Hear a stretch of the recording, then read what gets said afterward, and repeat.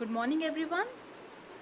I'm Apeksha, Assistant Professor in Indraprasth Law College.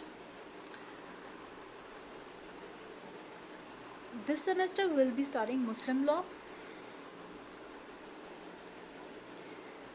and in this lecture we will be covering with the first unit as to who is Muslim, conversion and apostasy. So let's begin with who is a Muslim. We're dealing with the Muslim law. Now, as said, we'll be doing three things in this lecture: who is a Muslim, and the conversion, and what do we mean by apostasy. Starting with Muslim law or the Islamic law,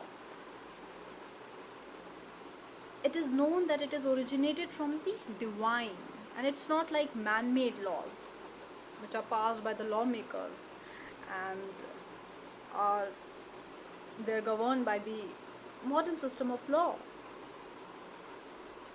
Islam signifies the submission to the will of God. It means peace, purity, salvation, obedience. So Muslims believe that there is only one God, that is Allah, right?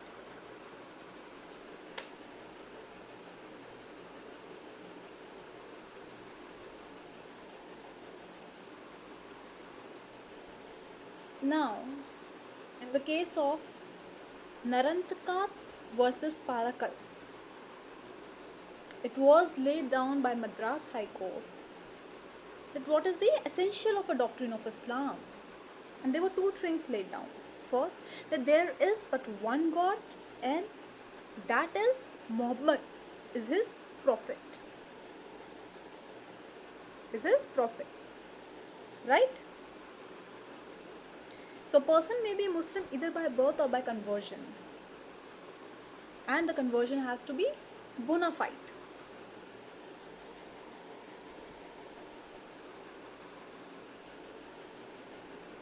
Now moving with Muslim by birth. So person can be a Muslim either by birth or by conversion.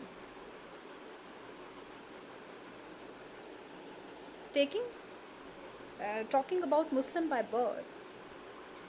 Now if both the parents of a person were Muslim at the time of his birth, the first point if you see, if both the parents of a person were Muslim at the time of his birth, he would be a Muslim unless he renounces Islam.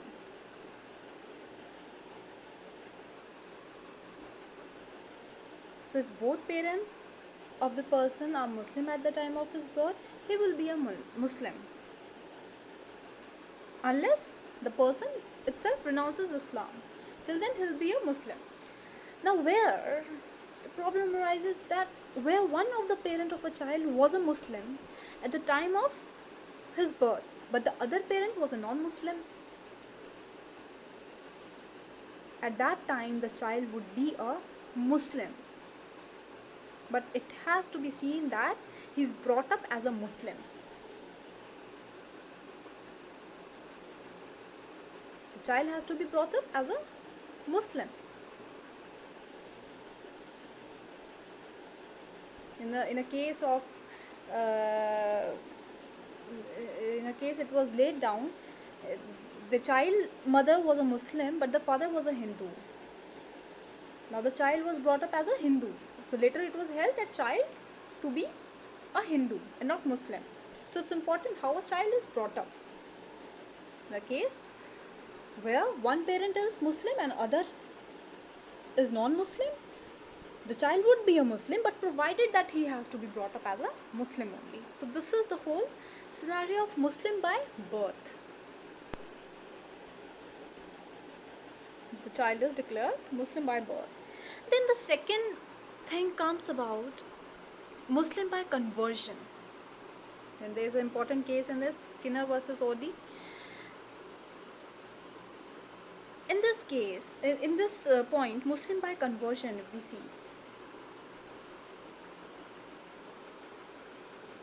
By the very fact of professing the Muslim faith, a person embraces Islam, no matter whether before that period he's a Christian, a Hindu, or a Buddhist, and no matter what custom and practices he might be living or might be following till that moment.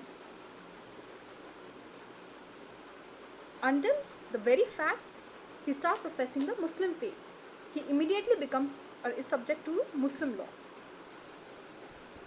But the conversion must be bona fide.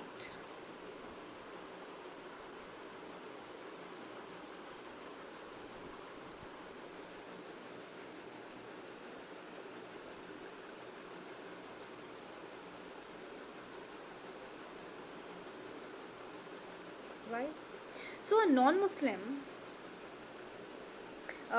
before that, a Christian man, supposedly a Christian man, married to a Christian woman and was cohabiting with another native Christian woman.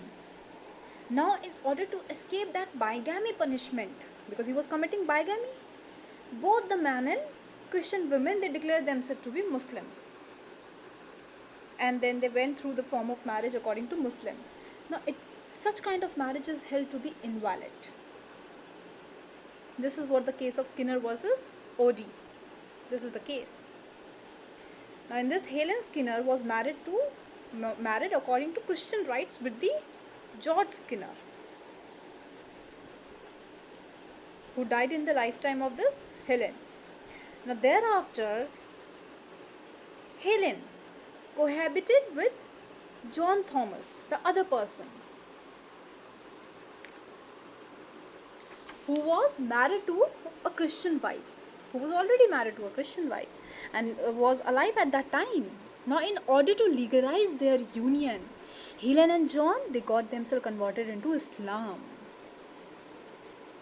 Now, their conversion was not held, this is not a bona fide conversion. So the Privy Council at that time, it was held that this conversion is a pretended conversion for the purpose of bigamy. They pretended their conversion to escape bigamy offense, which is not permissible under law. So that has to be seen. In conversion,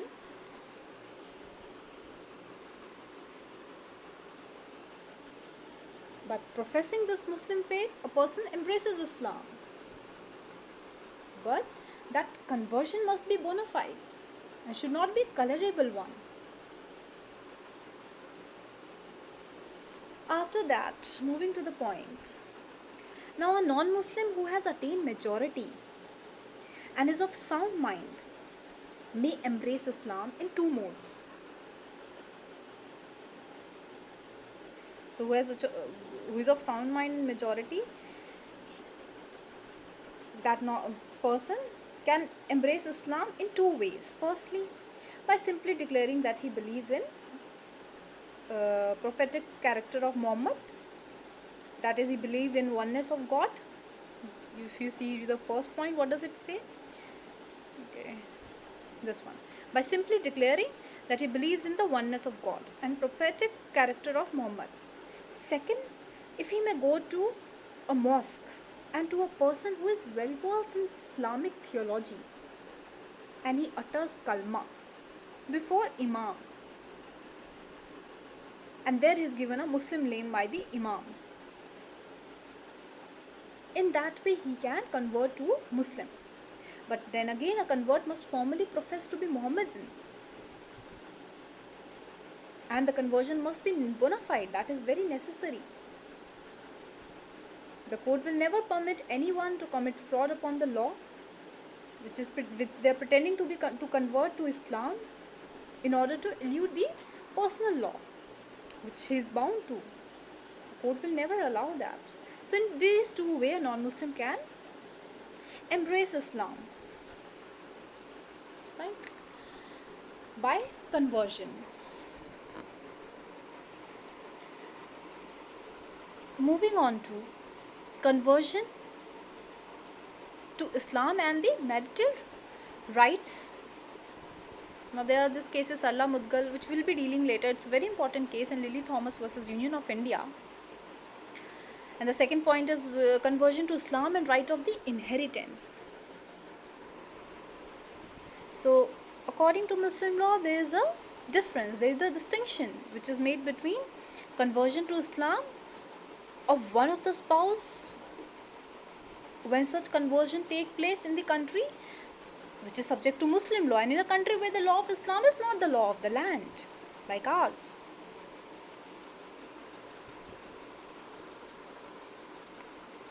So in the first case, if I say that in a country which is subject to Muslim law, if one party embraces Islam, then he should offer Islam to other spouse.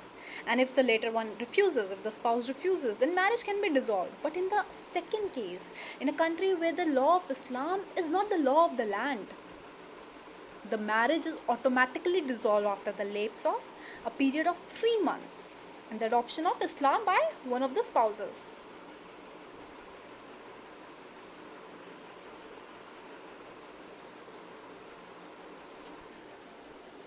In Sarla Mudgal versus Union of India, the Supreme Court held the second marriage of Hindu husband after conversion to Islam without dissolving the first marriage under the law will be invalid. So it is about bigamy. If a person does that second marriage, it would be held to be void. Similarly, Lily Thomas versus Union of India.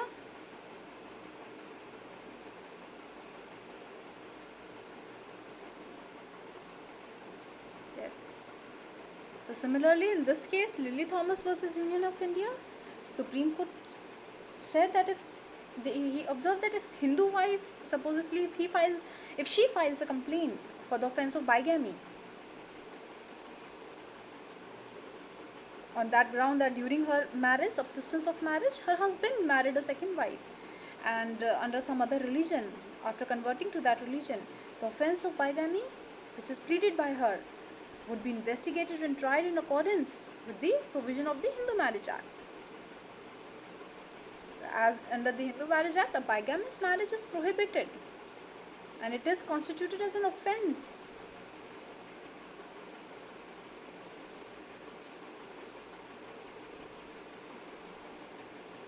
So it's an offense. Bigamy is an offense, and we will be talking about it.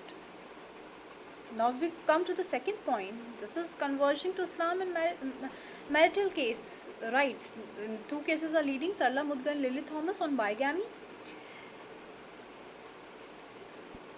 Then conversion to Islam and rights of inheritance. So when there is, in the absence of a custom, in case if a Hindu converts to Islam, succession and inheritance, they are governed by Mohammedan law and not by the Hindu law. After the conversion, the succession and inheritance of that it will be governed by Mohammedan law. Now where a Hindu who had a Hindu wife, a children, they embraced Islam and married a Muslim woman, and that person had children by her, by the Muslim woman. Now his property would pass on his death to the Muslim wife and children and not to his Hindu wife or children, because under Muslim law a Hindu cannot succeed to estate of Muslim, right? So this is some rights of conversion to Islam and rights of inheritance, and conversion to Islam and marital rights. Moving on to what do we mean by apostasy. Now this in Islam it means the conscious abandonment of Islam by a Muslim. When a Muslim consciously abandons Islam, right, his religion, either in words or through a deed, so that means apostasy.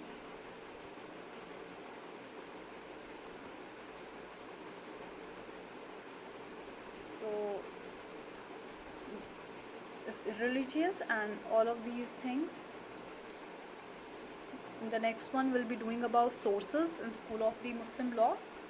This is the very first, the beginning of who is a Muslim, then the conversion of Muslim by two ways, by birth and by who is a Muslim, firstly Muslim by birth and then Muslim by conversion. That conversion in two ways, they're dealing with the case of Skinner versus Oddy, and back to who is Muslim